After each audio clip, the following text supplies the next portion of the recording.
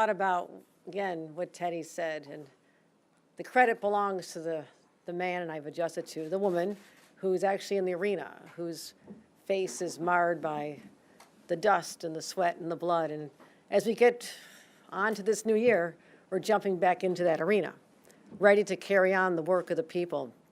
So I'm going to tell you that today we're going to begin the fight to make sure we can put money back in the pockets of New Yorkers and making our state, once and for all, a more affordable place to live.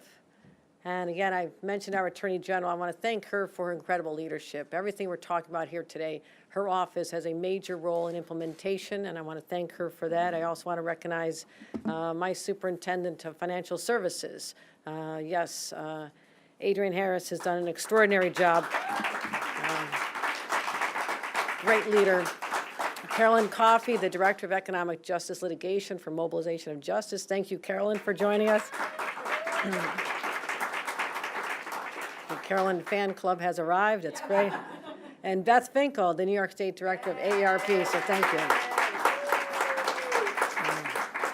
Also, we have the Chair of the Committee on Corporations and Authorities Commissions, Leroy Comrie, and Assemblyman Alex Boris, and Clarissa Rodriguez, the Chair of the Compensation Board, and many others. But I wanted to just give you a little preview. I mean, everyone knows the State of the State is on the 9th. I've been thinking about this for a long time of what 24 initiatives will all be about, but I wanted to give some previews of some of the initiatives that take a little more time to explain. I don't want them to get lost in a longer narrative, but I want you to know how important this is to me.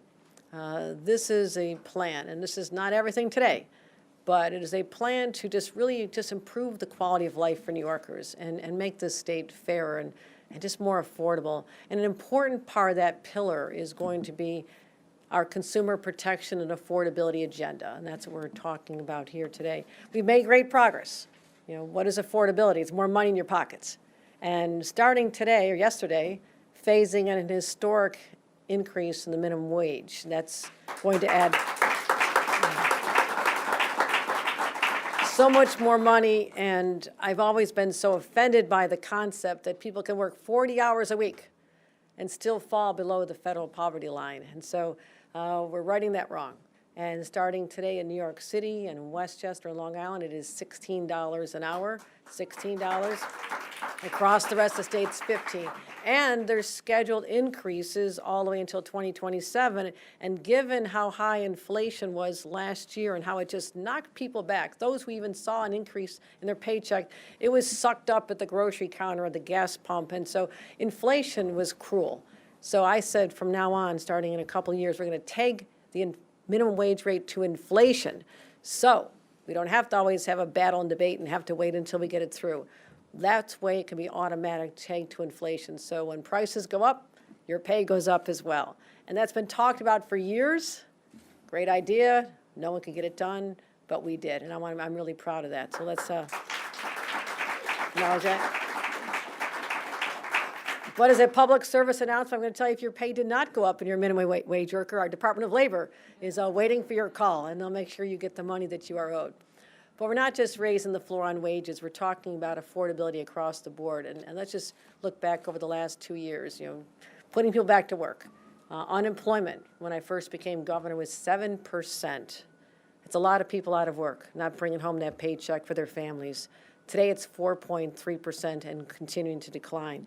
And we're bringing in tens of thousands of good paying jobs so people don't have to work at the minimum wage level, that they can get the education, the skills they need to step into great jobs and have the money to set aside to invest in their futures. Also, affordability means paying less in taxes. We delivered property tax relief to over 2.5 million New Yorkers. And we look back over the last 2 years, if it's been all about putting more money in your pockets, today we're going to talk about keeping it there. And that starts with safeguarding people from predatory business practices used to bilk New Yorkers out of their hard-earned cash.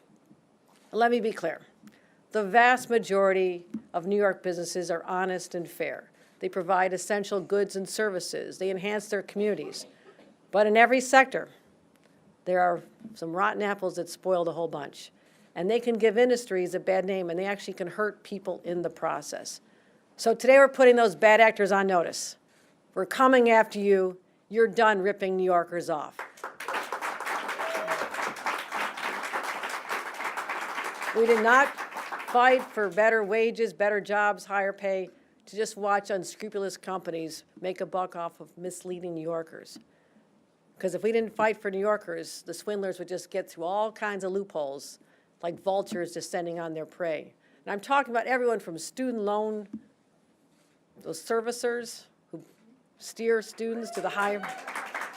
They steer the borrowers to not what's best for the student, but somehow they end up with the most expensive repayment option. That's going to end. Debt collectors who manipulate retired seniors into giving up their protected income. They need us to step up here, and that's what we're talking about today. We're also putting a stop to exploitative tactics, and that is a cornerstone of our entire project here today. But believe it or not, this is something that is rather shocking. There are only 7 states in America where abusive and unfair business practices are not covered by the law. Guess who's one of those 7? Guess who's no longer going to be one of the 7? And that is the state of New York. Today we're setting out to change that. So I'm proposing the first major expansion to New York's consumer protection laws in more than 40 years. That would make unfair and abusive practices illegal and give the Attorney General's office a path to punish predatory operators. And that's what. And it'll help deter the bad actors from using these practices that have cheated New Yorkers out of their hard-earned money and make sure it stays in their pockets. Also directing the Department of Financial Services, again led by our Superintendent Adrian Harris, to put stronger regulatory guardrails around the buy now, pay later loan industry. We know how that operates, and I want to thank our superintendent for her work in that. But there's another area which is so debilitating for families, New Yorkers. Just as you shouldn't have to fend off bad actors, you shouldn't face financial ruin if you're faced with a chronic illness like diabetes. People pay hundreds and sometimes thousands of dollars in out-of-pocket expenses every year for medications and insulin just to keep them alive. Now, last year we signed a number of laws to help with the rising costs of medication, including protecting consumers from price gouging on prescription drugs. That's progress. We talked about that. This year we're proposing legislation to ban co-pays for insulin, just to ban them. This will be the most expansive insulin cost-sharing prohibition in the nation, and it'll give financial relief to over 1.6 million New Yorkers. I'm very proud of this one because every family we know, everybody knows someone who's been touched by diabetes. But insulin is hardly the only medical expense that can cripple you financially. Just missing work to get medical treatment can be enough to break the bank. And here's why. The maximum benefit for paid medical and disability leave has been capped at $170 a week for 35 years. That defies comprehension. Does anybody think the cost of living has gone up over the last 35 years? I mean, the last time the cap was raised, my daughter was born and she's 35. That comes out to $4.25 a week for a 40-hour work week. Who can live on that? Who can live on that? And remember, we pay for this our entire lives. You're paying into this fund, the employees and their employers. But what's the point of it if it doesn't help you when you need it to be there for you? New Yorkers deserve better. And if you're supposed to be thinking that $170 a week is going to replace your income, it's not going to work. If you take time off for care you need, you're forced to go into your retirement that you've been saving, go into the kids' savings for college, whatever you've been setting that aside for, all of a sudden it's gone. You might even miss a mortgage payment, start getting behind in everything else. So. And also, pregnant New Yorkers are affected as well. More than 1/3 of medical leave claims are for pregnancy-related disabilities. So I'm proposing an amendment to our disability law to increase the maximum paid benefit over the next 5 years. And we're going to tie it to the statewide average weekly wage, just as we do for family leave. And that's going to be a dramatic increase. It'll be 67% of the weekly average for the state of New York, which comes out to about $1,250 a week instead of $170. So that's more than seven times greater. So that's what I'm talking about. That's what I'm talking about. That's how you take care of people. Lifting them up when life throws them a curveball. Strengthening the safety net for those who get sick or hurt unexpectedly so they can get better without sacrificing everything they've worked so hard for. And another damaging byproduct of unplanned illness and injury, because it can happen to anyone, is medical debt. That's the last thing I want to talk about here today. Roughly 700,000 New Yorkers are in medical debt. Illness, injury, the bills add up, now they're in debt. And many people have to sometimes forego medical care because they know they just can't afford it. They live in pain, or they owe hundreds of thousands of dollars they just can't pay back. And so that's another hard choice they make. Now, we've already signed laws just recently scrubbing medical debt from credit reports. Beth was there, we did that. And banning providers from being able to garnish your wages. I mean, you realize I can't afford it, so they're just going to take it, no more. But we can do even more for New Yorkers. There are hospital assistance programs, help you pay that debt, but these programs often aren't enough. People can't make the big payments, and all of a sudden their debt spirals out of control. People even sometimes face lawsuits. Now, they're being harassed for lawsuits for amounts of money that they're never going to be able to repay, and they never could afford in the first place. So as part of our consumer protection and affordability agenda, I'm proposing legislation that would protect low-income New Yorkers from being sued for medical debt while limiting the size of the monthly payments and the interest providers can charge. We're also going to greatly expand those hospital financial assistance programs because more people need to be taking advantage of them. So these consumer protection and affordability actions represent the very first plank of our 2024 State of the State. Over the course of the next week, we'll be discussing another set of key issues facing New Yorkers: education, public health, and much more. And ultimately, these proposals are to have one objective: to make New York safer, more affordable, and more livable. And that'll help New Yorkers be strong, because when New Yorkers get knocked down, they get knocked down by illness, disability, unfair business practices, low wages. They need to know that their state, their governor, their legislature, their attorney general will have their back. And that's who we are as New Yorkers. And with that, I want to introduce another great champion for protecting consumer rights, our Attorney General, Tish James.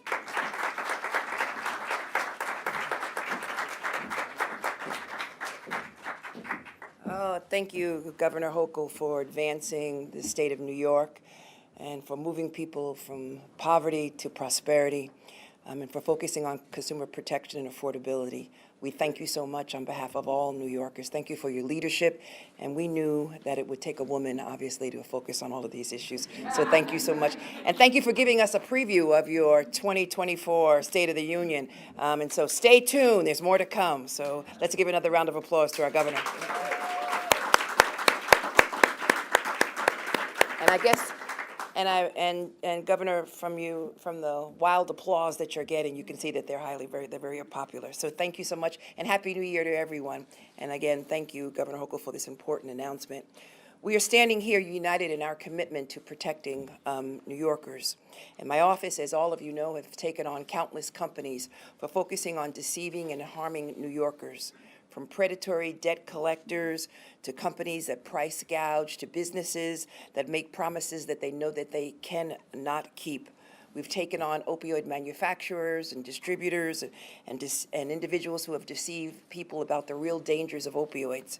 Companies that took advantage of the pandemic, and other companies that engaged in price gouging, unfortunately, on essential goods during the pandemic. Companies that canceled services or misled consumers but refused to refund, to provide them with refunds, and so much more. And the list goes on and on and on.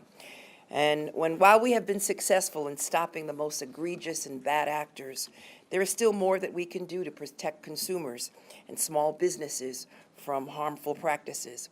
And currently, New York law prohibits companies from using deceptive acts or practices in conducting their businesses. And this is consistent with the law in essentially every state in the country. It's known as UDAP, UDAP. But New York is one of only 8 states in the country, one of 8, that doesn't also provide protections against unfair or abusive business practices. And I have attended a number of Attorney General conferences, and Governor, I hate to be in the minority, and I hate that New York, unfortunately, is behind the ball. So thank you for this. This seemingly simple addition will significantly strengthen our ability to protect consumers and small businesses. And it will help in the cases that we bring where the conduct in question might not meet the criteria for deceptive, but is certainly unfair, abusive, and harmful to people or to small businesses. You see, it requires a company, we've got to prove that the company or entity made a representation. And often when it comes to unfair practices or abusive practices, there is no outright representation. They have to, these companies have to make a promise or imply that their product or their business will do a particular thing. And with this legislation, we will protect businesses, even where the businesses engage in harmful conduct that doesn't involve any type of representation. This new and critical addition would strengthen my office's ability to go after the countless unfair and abusive business practices New Yorkers experience every day. Let me just give you some examples, like marketing that exploits unsophisticated or vulnerable consumers or children, predatory lending practices like student loan services that intentionally steer borrowers to the most expensive loan plans. And I know that there were some students who were in here or individuals who are still paying off their student loans who made some noise earlier. So certainly you can understand this. Or bad actors or fraudsters who steal the deeds to family homes after an owner dies, or buying out one's heirs for pennies on the dollars. And this is happening all over this state. And unfortunately in communities where they are cash poor but equity rich, where they have seen so many changes in their community and their brownstones now are valuable. And you see more and more criminals focusing on seniors and individuals who basically want to steal their deeds. Or even protecting consumers. And we've had a lot of discussion, and my office will be hosting a conference on AI, on the benefits, but also the dangers, specifically AI-generated decisions about lending, employment, or insurance coverage. And as you all know, one of the main concerns with respect to AI, which we will talk about at our conference, really focuses on the ability of this technology to discriminate against certain individuals or groups.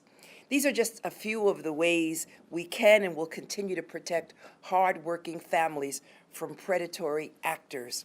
And so I want to thank the governor for her leadership. I want to thank her for all that she is doing. I want to thank her for bringing our UDAP statutes into the 21st century. And I also want to thank Senator Comrie, who's joined us, as well as Assemblymember Weinstein and the chair of Corporations, Authorities, and Commissions, and Assemblymember Alex Borges for all that they are doing in Albany, focusing on protecting consumers and ensuring that New York stays affordable. And with that, it is my honor and my privilege to introduce our next speaker, Carolyn Coffey, who is the head of the Mobilization for Justice, one of their attorneys.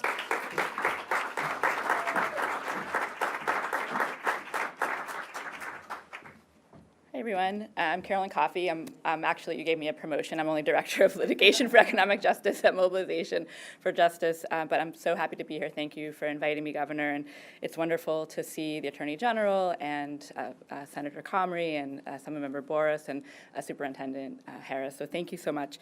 New York is known for being in the vanguard with regard to usury and laws that protect patients and homeowners and consumers facing debt collection.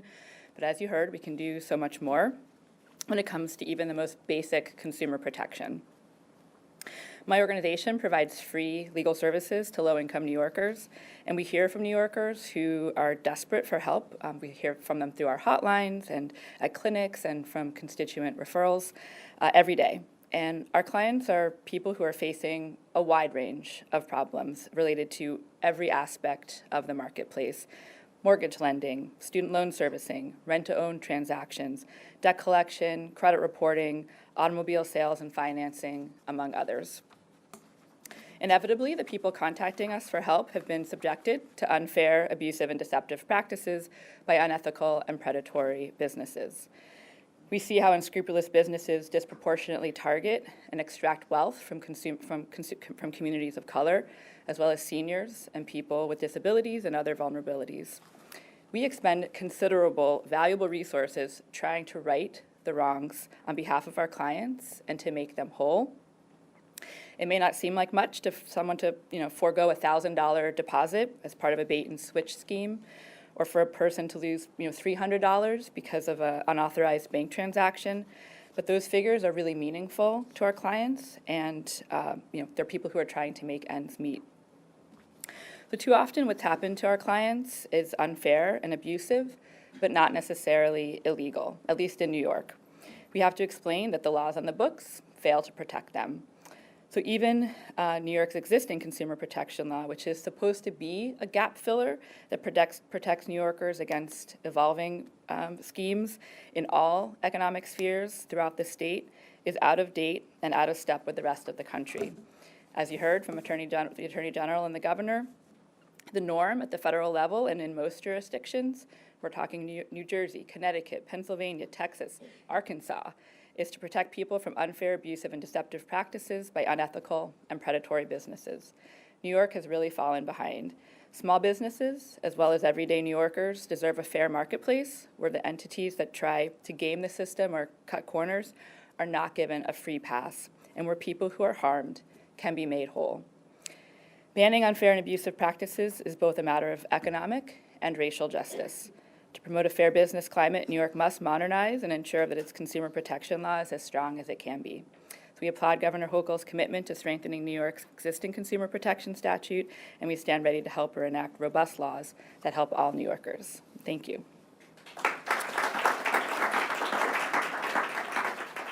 And with that, I'm going to pass it over to Beth Finkel from AARP. Thank you.